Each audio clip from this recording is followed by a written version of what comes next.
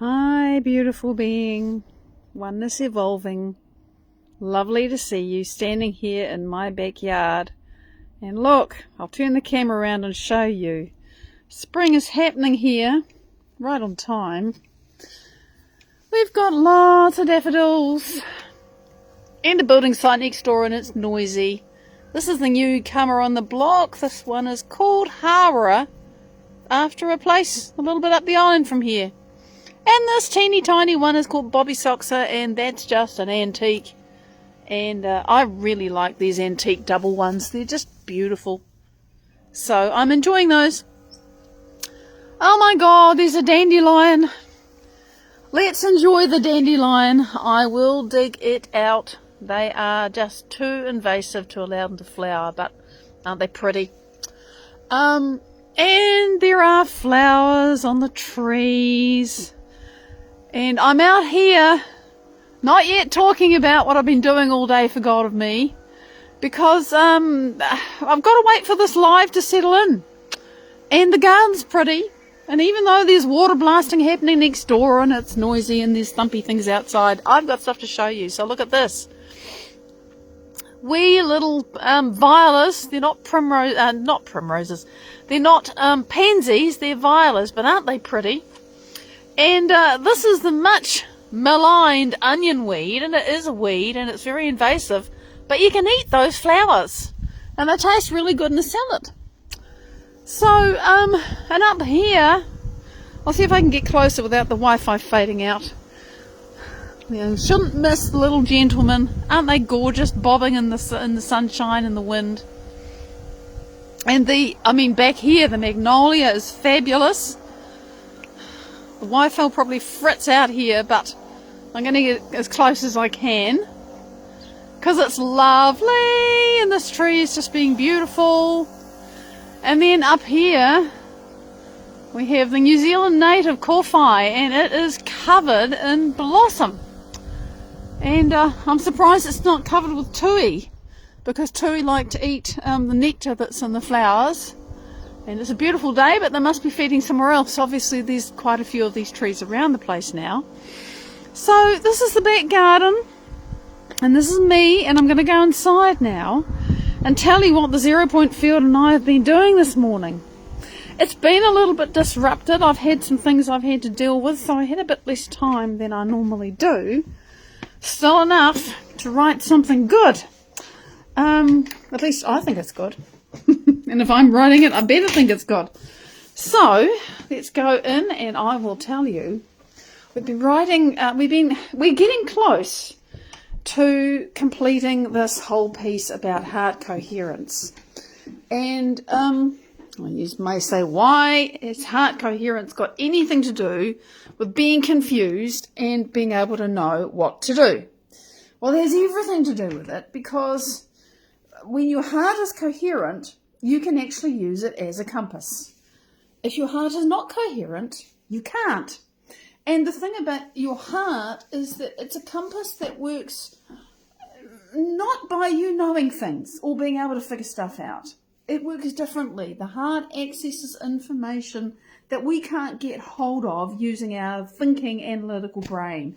Hi Mike, lovely to see you. Hello folks, it's great to have you on. So if you're confused, the first thing is you actually need to know what you're confused about. And believe it or not, that's not as simple as it seems. And it's sometimes not as simple as that seems. And we talked about that a few weeks ago. So if you're wondering what I'm talking about, it's actually easier to find on my Patreon. You'll find the link to my Patreon underneath this post. And if you follow me for free, you can go back and find the piece that the 0 Point Field and I wrote about how to actually get clear on your intention or your question when you're so confused you don't even know what the question or the intention is. And believe me, I've had plenty of experience of that.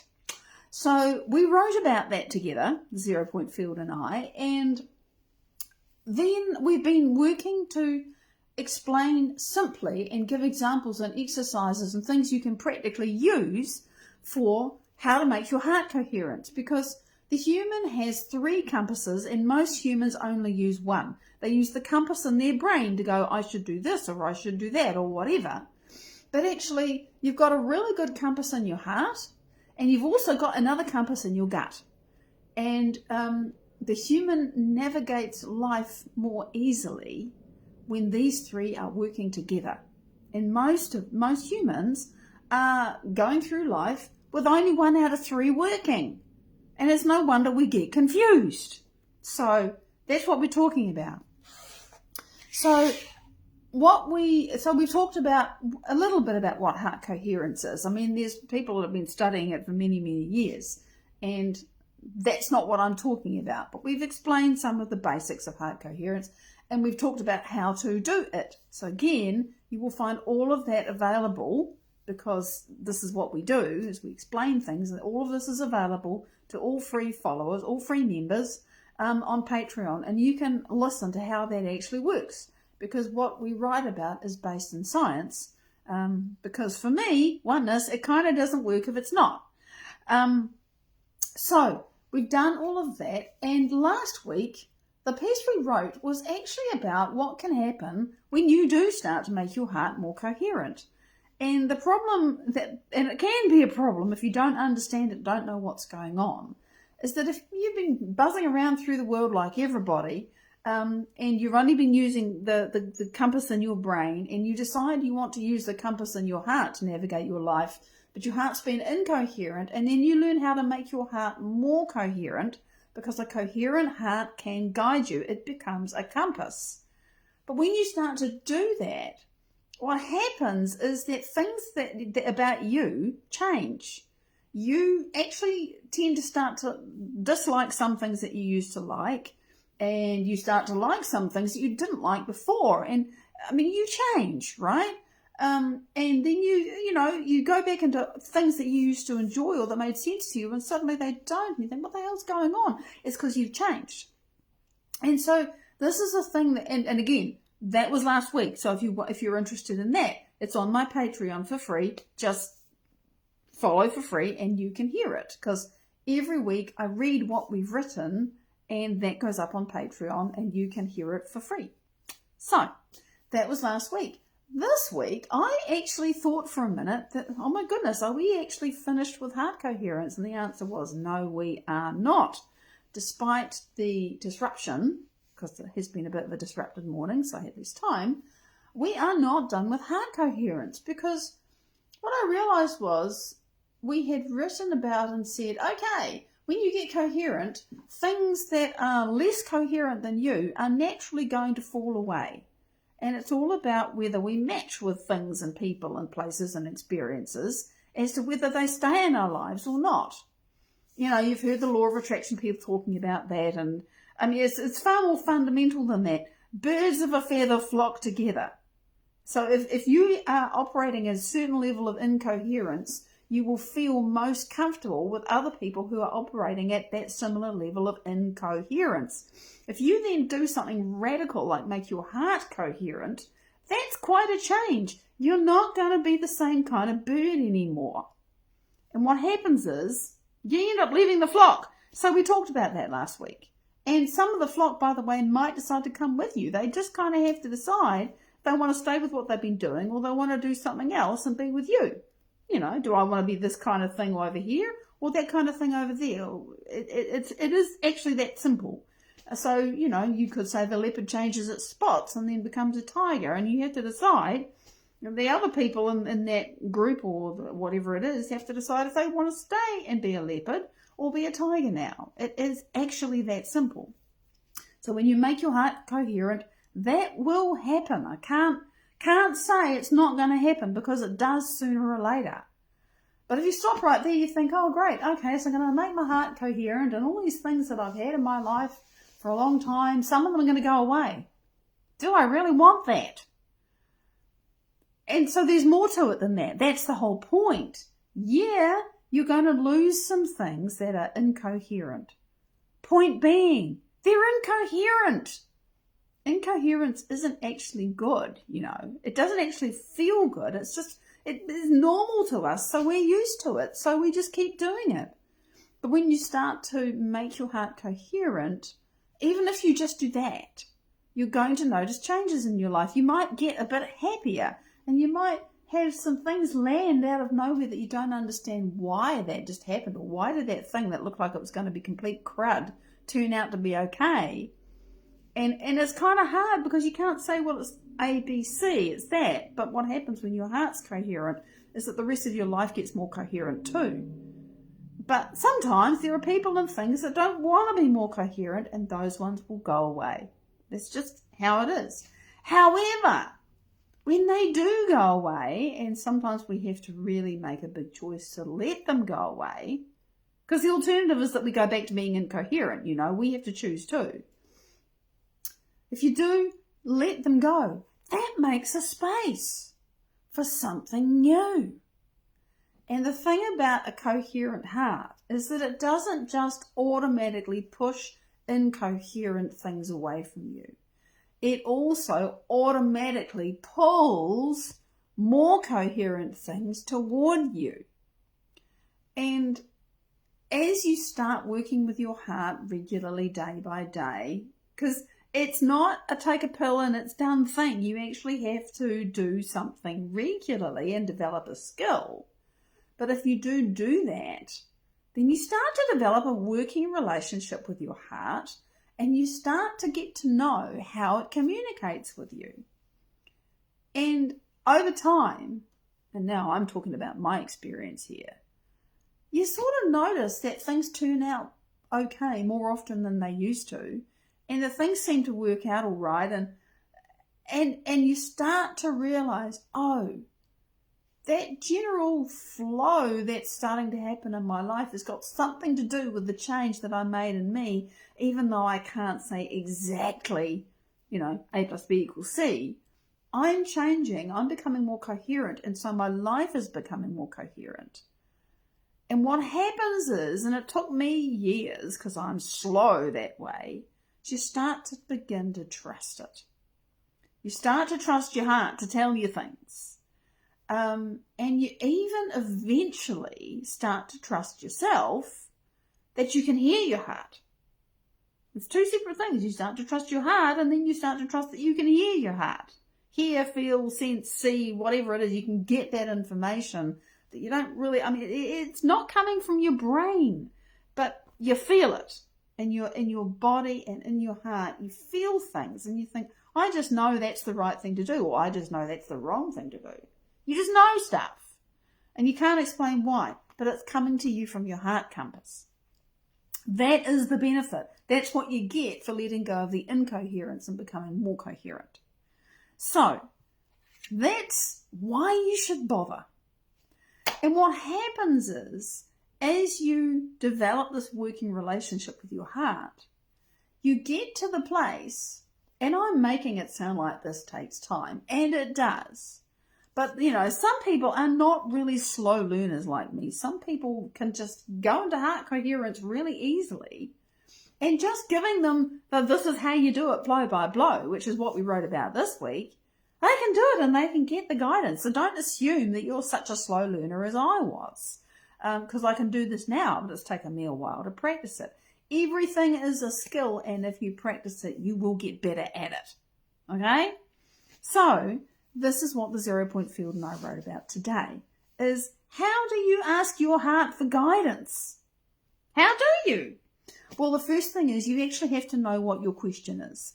And even if you don't know what your question is, you have to know what you're confused about and what you do think and feel about your confusion. And often, to start with, I can do most of this inside myself now, but very often when you're starting with this kind of thing, and sometimes still for me, what you have to do is sit down and write. Or use your phone, write on your tablet or whatever it is you do. But you actually have to get that whirlwind mishmash, mess of ideas and thoughts and ifs, buts and maybes and everything else out of your head and into something you can see. Because then you naturally start to put it in order. You don't do this because you're expecting to find an answer. You're just doing it to really define the question, or at least to define the confusion. and to say, well, I don't know this and I don't know that and I don't know that and I need answers for all these 4 or 5 things. Sometimes just knowing, well, I've got pigeonholes that need to be filled and how many there are and what they are is really, really valuable. So don't skip this step. If you don't have the question, you're not going to find no answer. It's really simple. If you don't know what your confusion is, you're not going to be able to get clear. Really, this is important, which is why the 0 Point Field and I spent several weeks talking about this process that I just summarized. So you got to do that. You got to know what you want to know. Then you got to make your heart coherent. We did that last week and the week before. There is a practical exercise that you can do, and it's a bunny heart coherence for people who've never done it before, don't know anything, don't know even that they have a heart. It's an exercise that anybody can do, so you can try it. So the first thing is know what you want to know. The second thing is make your heart coherent. And now I've skipped over a bit, because in the making what you want to know piece, the piece that comes after that is that you have to wrap up everything that is, well, I'm confused about this, and this person wants that, and that person wants that, and I want this, and then, you work the whole thing out. You have to pick something that you kind of use as a wrapper to tie all that together and say, okay, I'm going to use this thing to represent or to symbolize all of that stuff that I can't figure out. So, for example, if you're trying to think, I want to date this person or not, I know this about them, I know this about me, we have this history, whatever it is, you might wrap that up in a package that's got a heart on it with a question mark, right? It's just a symbol, and it does not matter what it is. It's just a symbol. It's a thing that you wrap around. It's like putting all the big mess in a box and saying, this box is my question.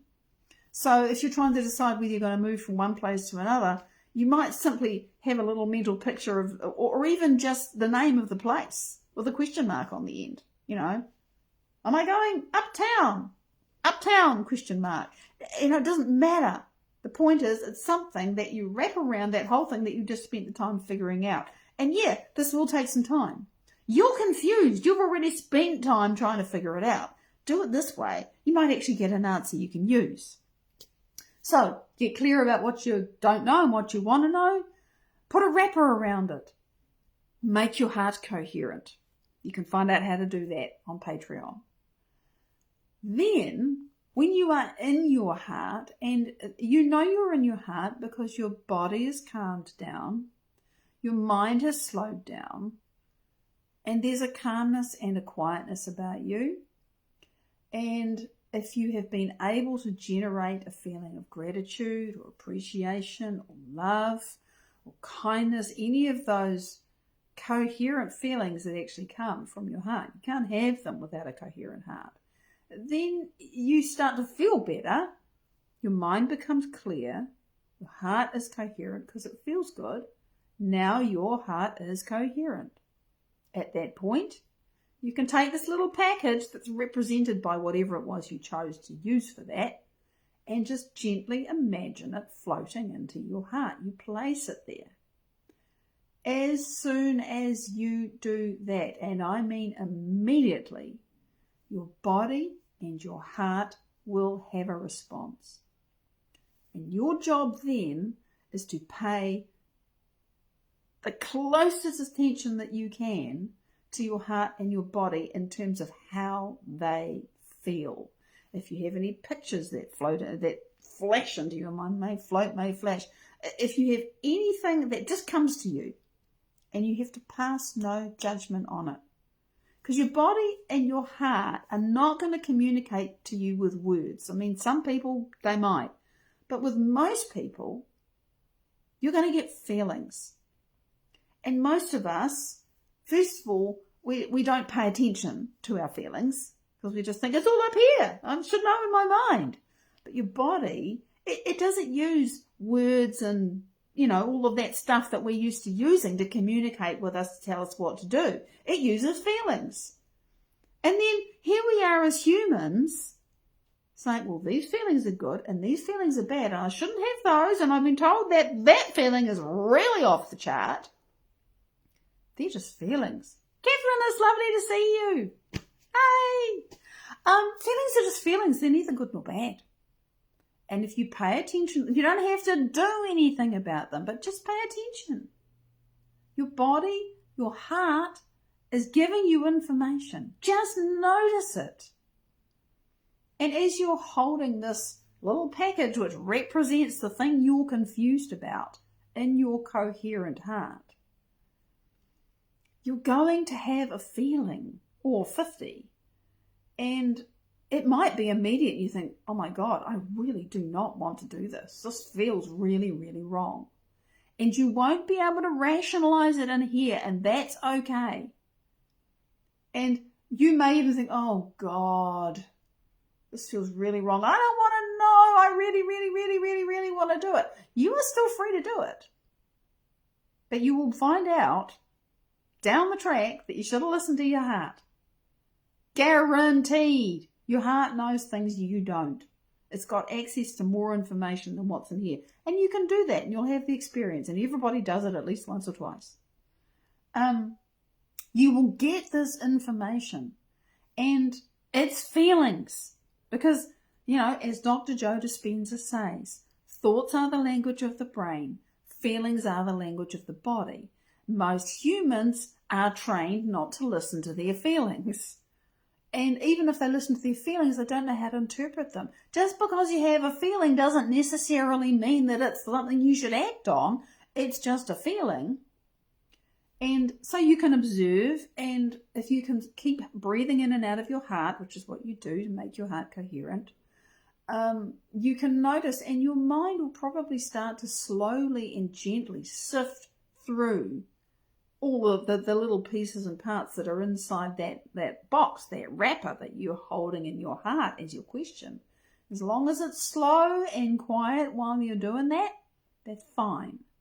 If your body starts to get upset, if you start to feel emotional, if your brain starts going fast, you've got to put the whole thing out of your awareness and come back into your heart.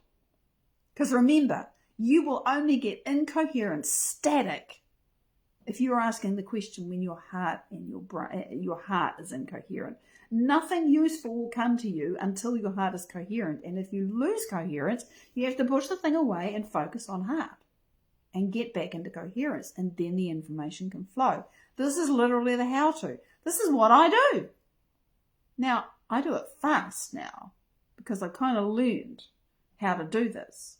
But if I'm in a state, if I'm upset about something, I can't. I have to get coherent before I can access the information. There's no shortcut for that.